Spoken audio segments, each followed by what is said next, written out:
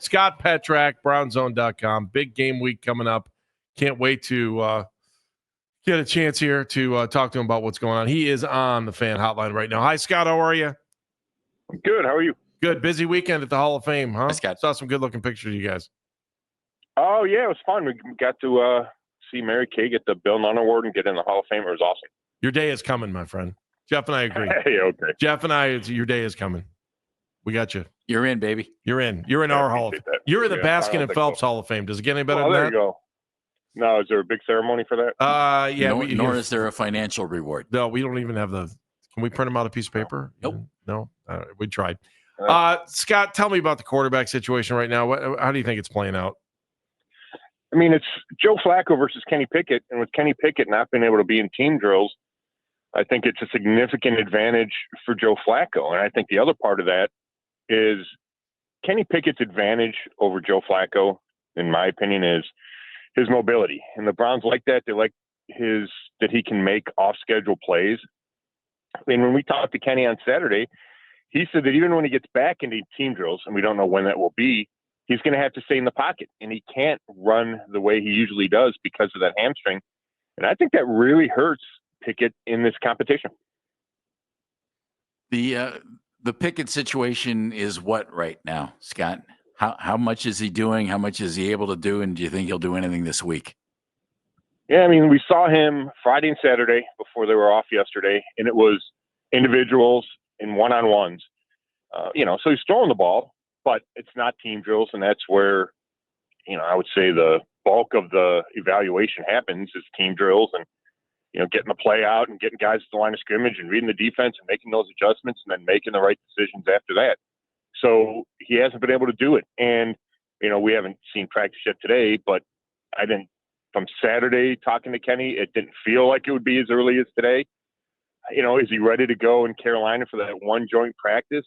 I don't know if you want to risk it. I can't imagine he plays in the preseason game. So then you're looking at really 2 weeks without team drills, unless he gets out there today or Wednesday. So I think that is, and he acknowledged it. That's a significant setback.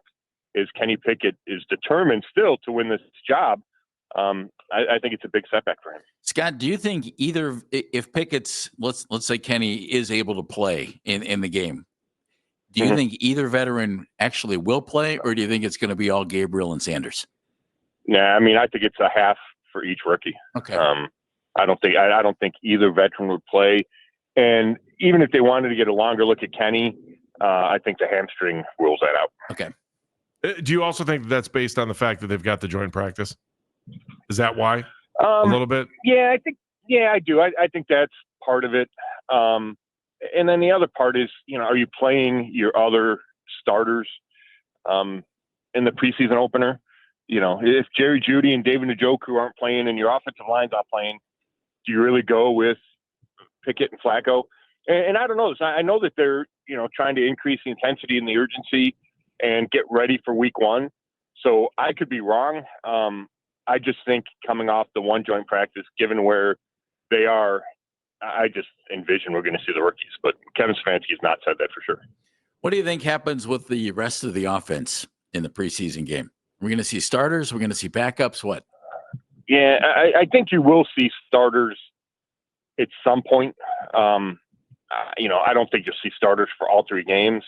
I think with the age of the offensive line, there's not a whole lot of need to put, Bitonio and Posick and Keller and Conklin out there a lot. Maybe get DeJuan Jones to get him a lot of reps at left tackle. I can see that.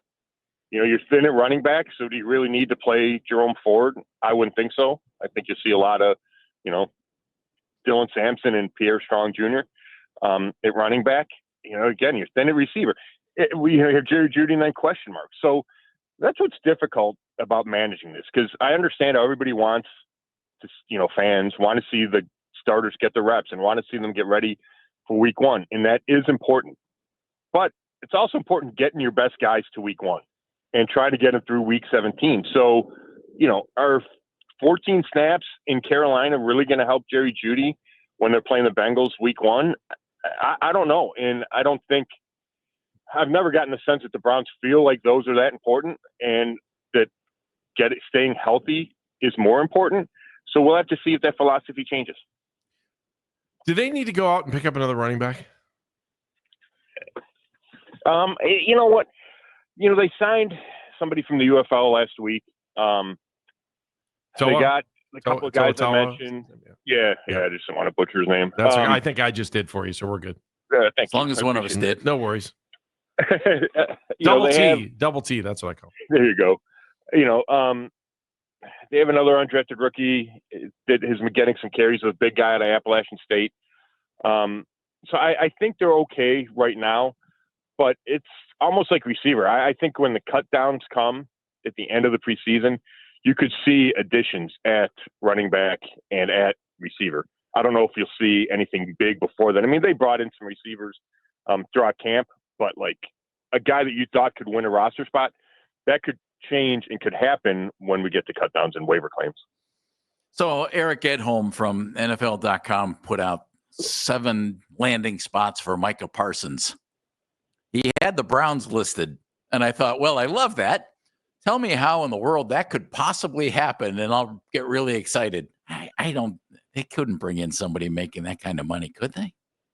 I don't think so. I mean, you're paying Miles. I mean, can you pay your 2 defensive ends $80 million a year? I don't think so. Right? I don't think so either. And they're still in a bad cap spot. That just doesn't seem realistic to me. I think they have to spend their money elsewhere. How about Terry McLaurin? Now, that's an interesting one because obviously the need is there. Yeah. Terry's not as young as he used to be. Will the Browns heavily invest at that spot? They're probably going to have to pay Jerry Jeudy, before next year. I would think that he gets a significant pay raise, assuming, he plays as well as he did last year. So it makes more sense. Terry McLaurin, I don't know if where the Browns are from a roster standpoint and a salary cap standpoint, if they will make any big splashes. I mean, we didn't see them do that in free agency, right? They did not sign a huge money guy. I don't think that changes just because of the trade, and plus now you'd have to give up things in a trade, right, to get McLaurin. So I don't think so, but I wouldn't rule it out just because of the position. Scott, can we read in anything about them going live last week, even if it was for 1 play or 2 plays? I mean, the fact that they did that and Kevin hasn't done that since he's been here, does that say something? Yeah, I think it speaks volumes, Andy. And it wasn't just a couple plays. It was a whole period. I don't have my notes in front of me, but it might have been 12 plays. And then they went live again Saturday. Yeah. And Saturday felt a little different, where the whistle was really quick from Kevin Stefanski. So, I think it's okay. Well, it's a tackle, but nobody pile on. We really don't have to drive all the way to the ground type of thing. But to me, it's the next step in, okay, they didn't practice hard enough last year. There wasn't enough pace to practice last training camp. I don't think there was a sense of urgency. And again, part of that was because Deshaun Watson's coming off the shoulder and you had to be careful. But it just felt slower to me. And then they go 3-14. And, I'm not saying it's all cause and effect, but if you're the Browns and you're looking, okay, how can we change things? What needs to be fixed? That's been a conscientious effort on their part to raise the intensity, raise the contact. I feel like practice looks completely different than it did a year ago. And taking players to the ground, live tackling was the next step in that. So, yeah, I think it's significant. I think it was a realization that what they did last year didn't work, and they have to change things. And another part of that is, the beginning of the schedule. These first 6 games are really difficult. How do we best get prepared for this gauntlet to start the season? And it's getting as physically and mentally prepared as possible in training camp. Scott, the one thing about that, and I agree with everything you just said, but Kevin's going into his 5th year. Shouldn't he know how to? And I like him. I think he can coach. But it almost seems like he's still trying to find himself and exactly what type of team he wants to have. I mean, because this is pretty drastic change, at this point in his tenure, isn't it? Yeah, I do think it is a significant change, Jeff. I don't know if it's so much about Kevin finding himself. I think it's a willingness to be flexible. and to Okay. say I like what we that. did, what we did didn't work. And I don't think tackling in practice is the end all be all. I'm not sure that equates to whether or not you win a Super Bowl. So if the Browns are good this year or better this year, whatever, I could see Kevin Stefanski looking at his team next year and liking where the mentality was and saying, we don't have to tackle to the ground. We still need to increase the intensity and the urgency and all those things, but that's not necessary. And I'm trying to keep guys healthy, which is the main goal of not tackling, right? It's to be healthy. Yeah. And I understand that is a priority. I just think last year the scales kind of tipped too much in the other direction.